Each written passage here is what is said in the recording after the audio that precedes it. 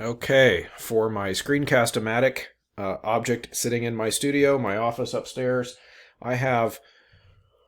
125 feet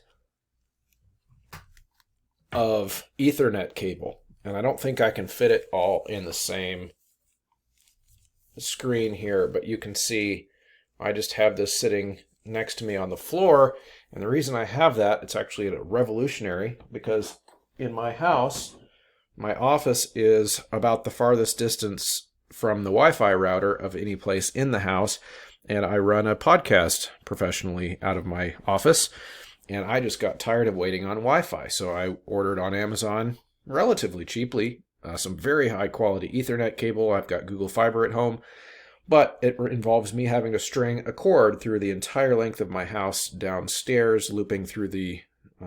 railings of the stairs and all the way to another floor across the living room in the main living area of the house, and it looks really ugly. So I simply bought a long cord, and when I'm doing interviews for the podcast on Zoom, I wire in hardwire to just maximize my internet speed so I don't get any of the glitching and the crackly audio and all that stuff. So it's an eyesore sitting on my floor, and I need to figure out a spool that would help a lot, but it's a work in progress.